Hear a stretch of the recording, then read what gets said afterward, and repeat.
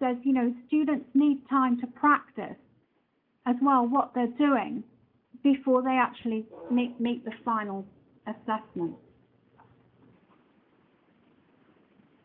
So where are we now with these sorts of free text entries and what we're up to in the OU? I think we've got to share things. It's got to be open source. And we've got a lot more work to do for the arts. And open comment is not perfect. I wouldn't say it was. But by actually formalizing the pedagogical model, which I've shown you is, you know, the feedback model about detection of errors, omissions, and then moving into higher level skills, etc. You've got a pedagogical model which is open to test. And we're finding that the feedback that we're getting is helping us to understand, again, the misconceptions and to support students through those, but it's starting to change the pedagogy also. So at the beginning of the talk, I said that I wanted students to become involved in some sort of digital discourse. And when you're a novice, you know, you often don't know what to ask. You know, if the tutor comes into the session, says, you know, any questions, what did you find difficulty with?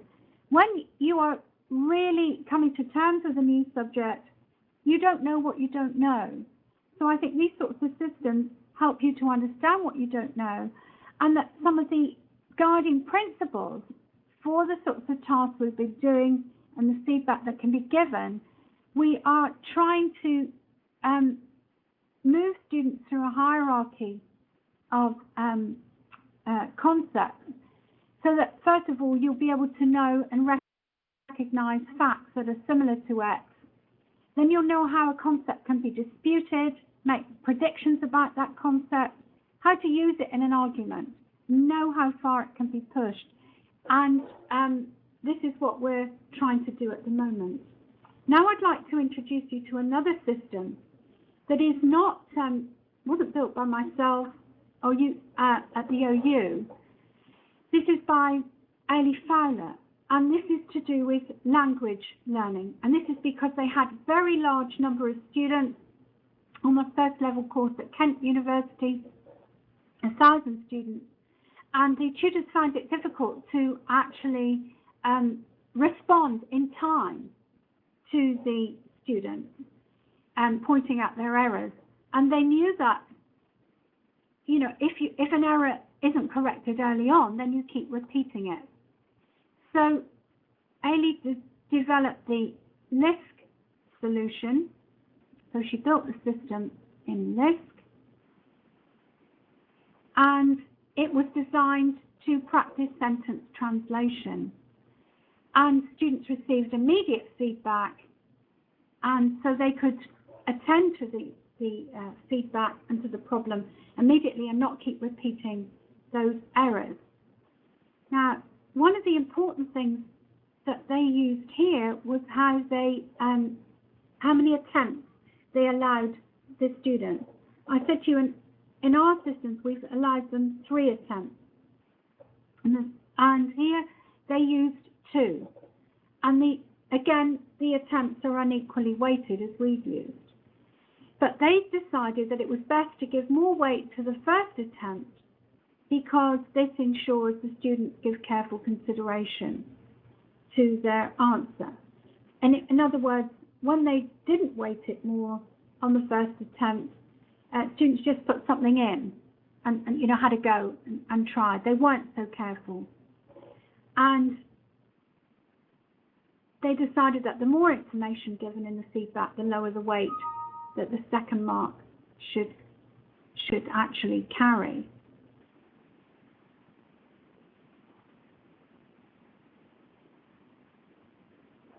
And as I said, they found that if the ratio is skewed too far in favour of the first attempt, they're less inclined to try hard. And if it's skewed too far in favour of the second attempt, students exhibit less care in their answers.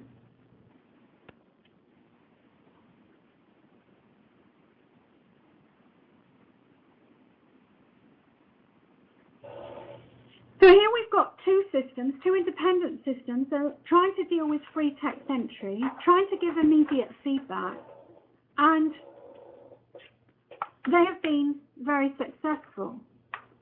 But how do we help and support tutors in giving feedback? That is one of the big questions. And Stuart Watt and myself built Open Mentor to try and help tutors with their feedback.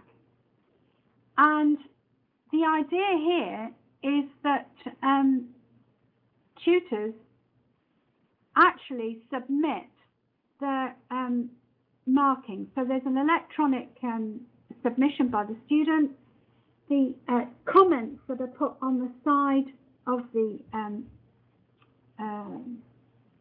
essay or whatever is actually looked at and monitored. And the comments are coded and they're put into categories.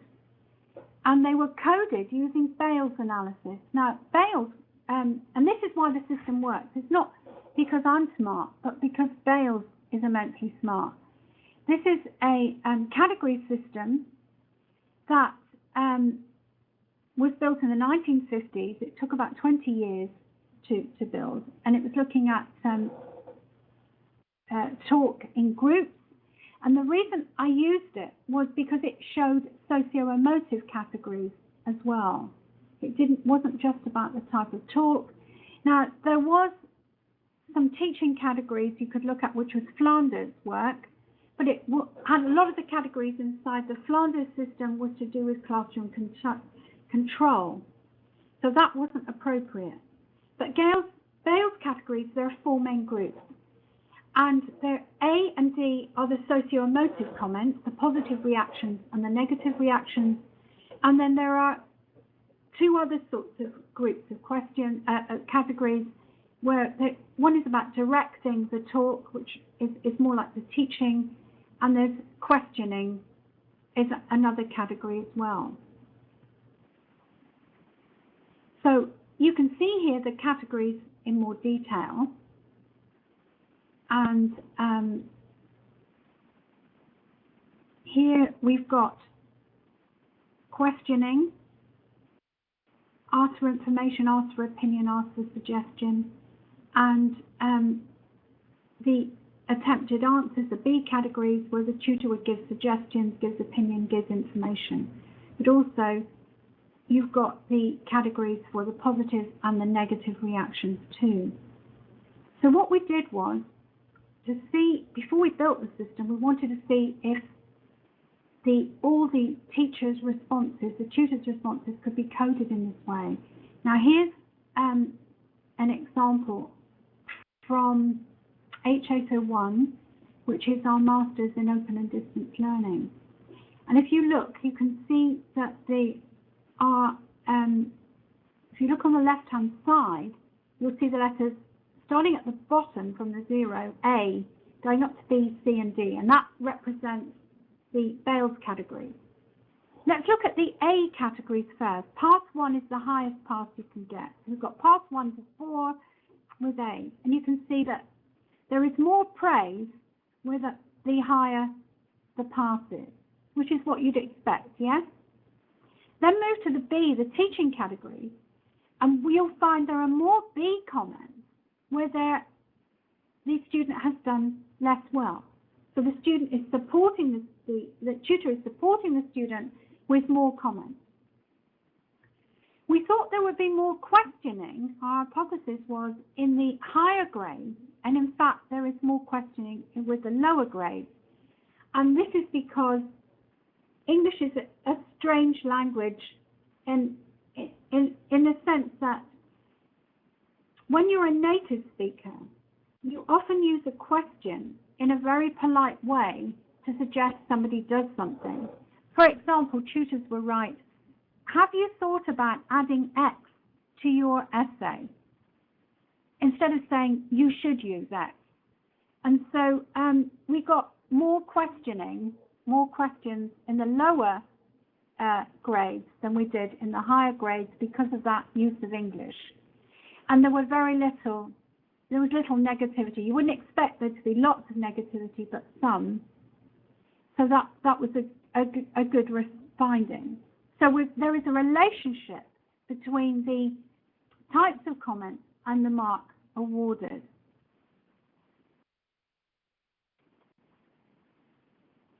And here we can see the comments that tutors giving back to the student is in the teaching area.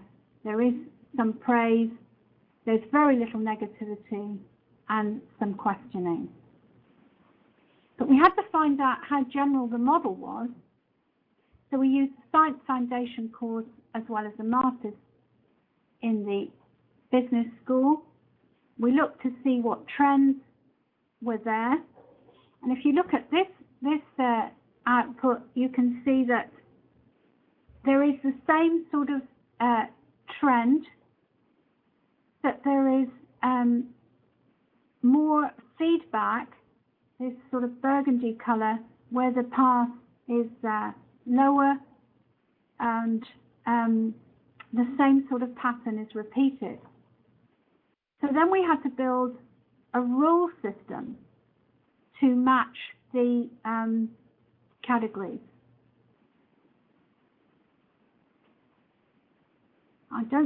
I'm not sure if you can actually see this, but they are the rules, so that when you pick up certain words, you can start to classify the content and sort the rules out.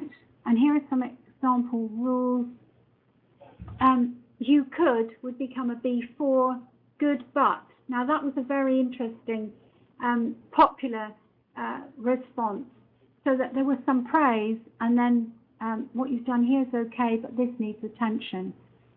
And so those were the ways that we started to build the rule system, by analysing what was going on with the tutors. And then we just looked to kept refining the rules until we got a 92%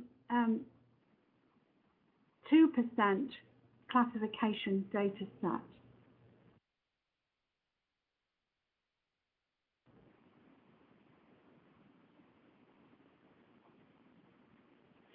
And here's the sort of printout, the final sort of screen that you will get. Tutors put in their essays, and with the feedback from their students, and they get this bar chart coming out,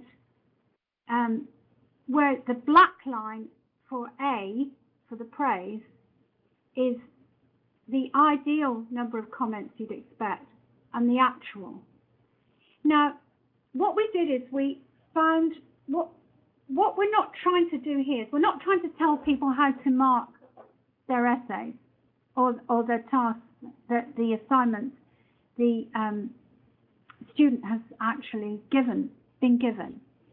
So we're not telling them how to mark and the mark awarded. What's happening here is, for the mark awarded, we're analysing, have you given enough comment and support to the student?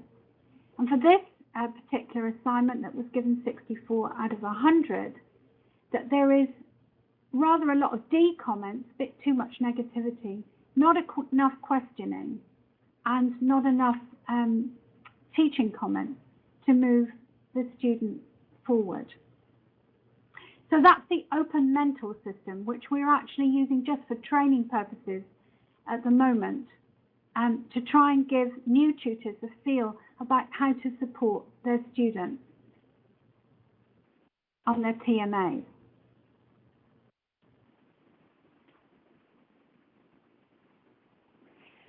So I think feedback, I don't like the term feedback, I don't like the term feed forward, and I'm starting to use this term advice for action, whereas